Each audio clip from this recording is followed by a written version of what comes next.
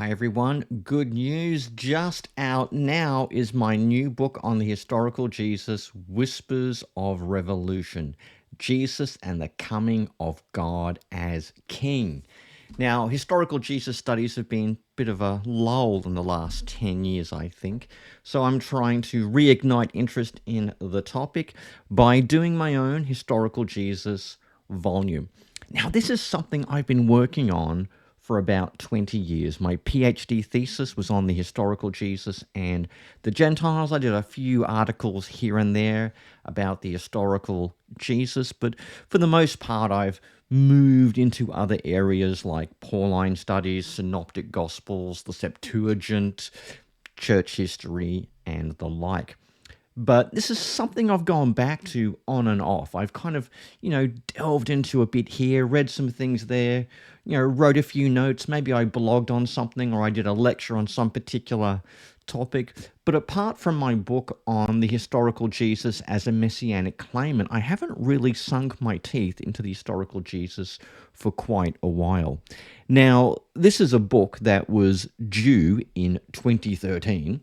So it's about 12 years out of date, and I'm very grateful to the enduring patience of IVP UK for allowing my indolence on this topic as I've made forays in and out of historical Jesus research, but also tackling other things as well.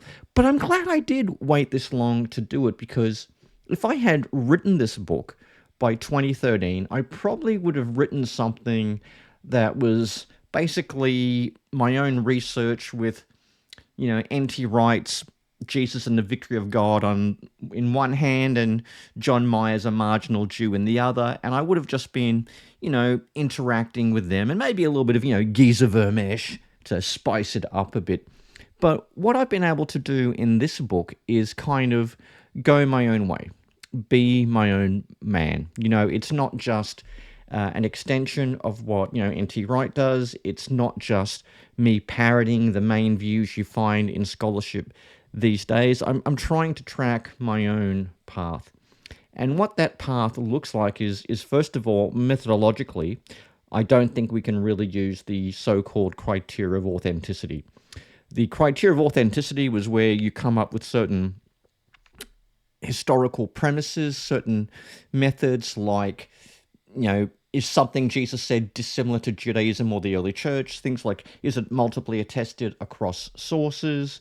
Does it cohere with other things we know to be true? All of the criteria have some inherent problem with them. They were kind of blunt tools. They were kind of like trying to hunt butterflies with a machine gun. They were often overkill, or they were insufficient for the task at hand. Instead, what I've been pursuing is what I call simply the veracity of the vibe. Now, that might sound rather comical, but at the end of the day, we simply have to read the primary sources, interact with secondary literature, and have a critical, self-critical look at things and come up with a story of Jesus that places him plausibly within first century Galilee and Judea, and also explains why the Jesus movement began and took on the shape and characteristics that it did.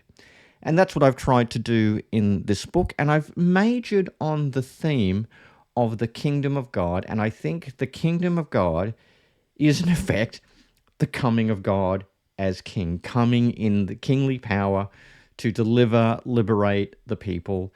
And I think Jesus is a proponent, a practitioner of Jewish restoration eschatology. Now, whether you want to call that end of exile or new Exodus, I'm not really fussed on that. But he's saying that God is coming as king, and there is going to be a shake-up of things within Israel, for Israel, but it's also going to extend into the whole world. Because if you know anything about Jewish restoration eschatology, a transformed Israel will transform the world. Israel was going to be a light to the nations. They were the conduit through which the whole created order would be affected, and the promises made to the patriarchs would be made good. So that's what I do in this book. I cover the usual areas: Jesus' message, his teaching, his approach to the law, What happened when he got into Jerusalem? Why did the Pharisees dislike him? What is the meaning of the parables, the ethics of Jesus? Jesus as he was viewed by his disciples, Jesus as he was viewed by others. So, yeah, it's a book where I try to tackle the big topics about the historical Jesus. So, what I want to do now is just give you a short reading from the end of the book, one of the final sections, which kind of explains what I'm doing in this book, but also majors on the topic of whisper. Now, you're probably thinking, where's this whisper of revolution coming from? Well, if the kingdom of God entails a reordering of power, when Jesus is talking about it, it begins with a whisper, a rumor about him, and then it spreads and spreads and spreads, and then it becomes a whole religion, and that religion eventually shaped Western civilization. So that's what I mean by whisper of revolution. Now let me give you a reading of that final section I referred to. So here we go. The reason why there is a thing called Christianity, a socio-religious organism called the church, and why there have been several phases of the quest for the historical Jesus, is because many have asked the same question. Who then is this? Or else we are simply attempting to answer the question that Jesus himself posed to his disciples. Who do you say that I am? That is indeed the question. As I've made clear from the outset, the study of the historical Jesus, at least the reason I'm interested in it and how I am pursuing it, is part of a wider theological project. To ask, who is Jesus, is to say something about Jesus in history, but also to speak about God and contemporary religion.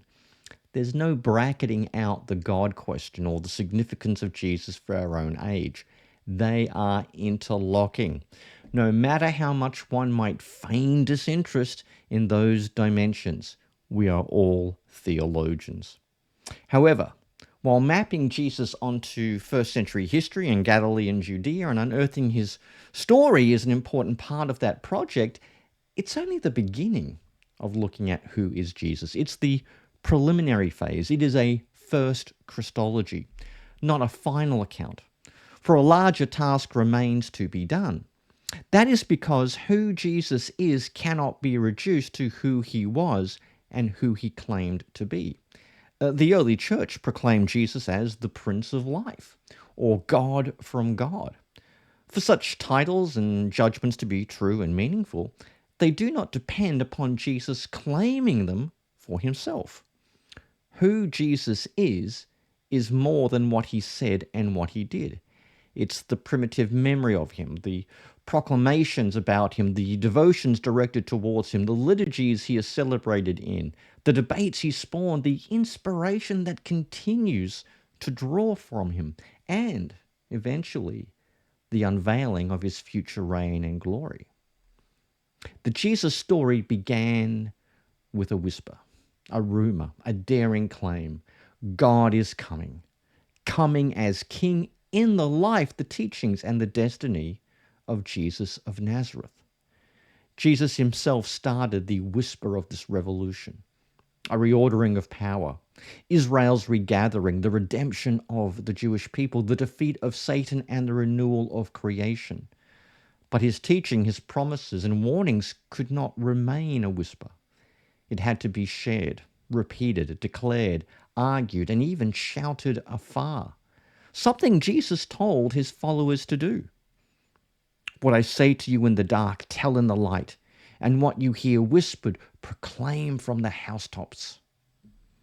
Therefore, whatever you have said in the dark will be heard in the light, and what you have whispered behind closed doors will be proclaimed from the housetops. Those are texts from Mark chapter 10 and Luke 12.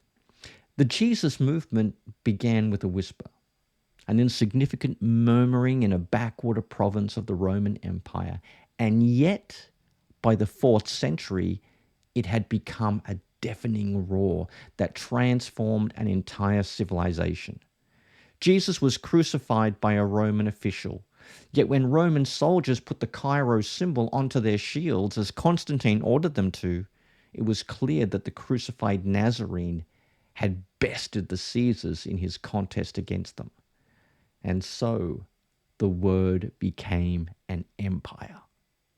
And now, even in our own day, we hear the echo of 1,000 voices of testimony to Jesus reverberate all around us. A cacophony of noise, including the tomes of bishops and the prayers of African slaves, all focused on Jesus. Voices that we now attempt to understand amidst the rampaging turmoil of our own times, finding in those voices truth, wisdom, beauty, life, love, and hope. And somewhere in there too is the original whisper of Jesus himself. Consequently, the study of the historical Jesus is not an end, only a smaller part of a bigger picture. To know Jesus and share in the joy of knowing him with others. As such, the study of the historical Jesus has a necessary sequel. Christology, Christology, and more Christology. Christology in its widest sense means to explore Jesus all the more, from Nazareth to Nicaea, in canon and creeds, among Jews and pagans, in medieval manuscripts, in the minds of mystics and monks, in Islamic tradition, in letters from prison, in film, television, art, between faith and doubt, until history is no more. Well, my friends, that's an excerpt from Whispers of Revolution, Jesus and the Coming of God as King. I have here the American cover, the one produced and printed by Baker Academic. You can also get a version in the UK published by Apollos IVP, which is connected to SPCK. So yeah, check it out. I'm love to hear what people think of the book, and if you want to share images of the book on social media, that'd be great too. So yeah, hopefully this will be a book that will help you understand who Jesus was and what it may have been like to come face to face with the historical Jesus in Judea and Galilee, if you happen to have your own time machine. Otherwise, thanks for watching, and if you get a copy, I hope you enjoy the book.